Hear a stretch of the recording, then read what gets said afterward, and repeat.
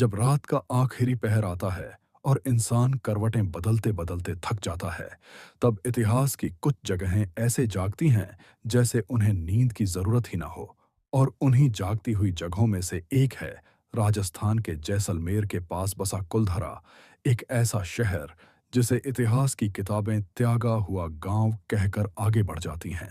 लेकिन असल में यह एक ऐसा स्थान है जो आज भी सवाल पूछता है, क्योंकि करीब 500 साल पहले यह पूरा शहर एक ही रात में खाली हो गया था।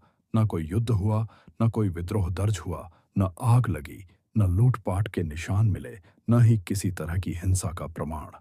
फिर भी सुबह जब सूरज निकला तो सैकड़ों घर वैसे ही खड़े थे जैसे लोग कल ही उठकर गए हों।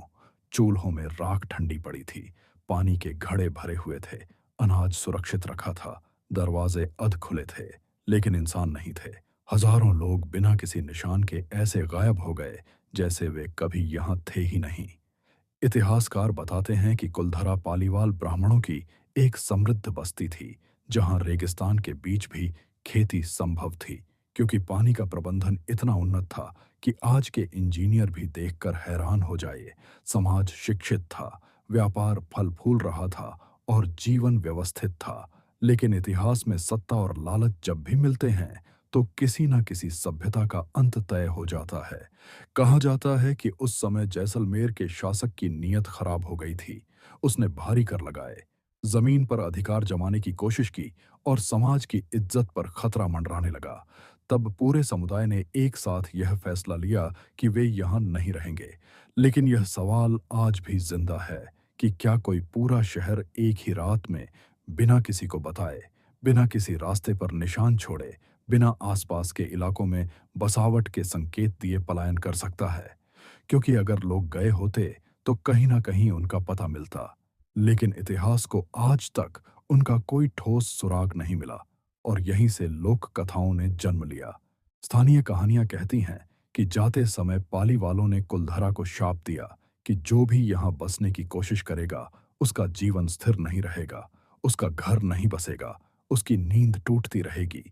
और शायद यही वजह है कि सदियों से कोई भी इस जगह को दोबारा आबाद नहीं कर सका। दिन के उजाले में कुलधरा बस एक खंडहर लगता है, जहां पर्यटक आते हैं, तस्वीरें लेते हैं और कुछ मिनटों में चले जाते हैं। लेकिन जैसे ही सूरज ढलता है, हवा का बहाव बदलने लगता है, खामोशी भारी हो जाती है और इंसान को ऐसा महसूस होने लगता है जैसे यह शहर खाली नहीं है बल्कि चुप है। स्थानीय लोग बताते हैं कि रात में यहाँ चलते समय कदमों की आवाजें सुनाई देती हैं।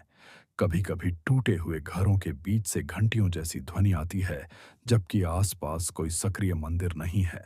कुछ लोगों को ऐसा लगता है जैसे कोई उन्हें पीछे से देख रहा हो, लेकिन मुड़ने पर सिर्फ अंधेरा और पत्थर दिखाई देते हैं। सरकार ने इसे पर्यटन स्थल घोषित किया है, लेकिन एक नियम आज भी सख्ती से लागू है कि सूरज ढलने के बाद यहाँ रुकना मना है। आधिकारिक कारण सुरक्षा बताया जाता है, लेकिन असल वजह कोई खुलकर नहीं कहता। कुछ सुरक्षा कर्मियों ने निजी तौर पर माना है कि रात में यहाँ ड्यूटी करना आसान नहीं होता। बिना किसी स्पष्ट कारण के बेचैनी होती है, मन भारी रहने लगता है और समय बहुत धीमा महसूस होता है। कुलधरा का डर किसी अचानक दिखने वाली चीज से नहीं आता, बल्कि इसकी खामोशी से पैदा होता है। क्योंकि यह खामोशी इंसान से सवाल पूछती है कि क्या हम सच में किसी जगह के मालिक होते हैं या बस कुछ समय के मेहमान। यह शहर शायद डराने के लिए नहीं, बल्कि याद दिलाने के लिए खड़ा है कि इतिहास कभी अचानक नहीं मिटता। वह बस एक पल में हमारी आंखों से ओझल हो जाता है। और जब हम ऐसी जगहों पर खड़े होते हैं तो हम अतीत को नहीं देख रहे होते, बल्कि अतीत हमें देख रहा होता है। और शायद इसी वजह से कुलधरा आज भी खड़ा है, बिना लोगों के, बिना आवाजों के, लेकिन पूरी तरह जागता हुआ। क्योंकि कुछ शहर मरते नहीं हैं, वे बस इंसानों के बिना जीना सीख लेते हैं।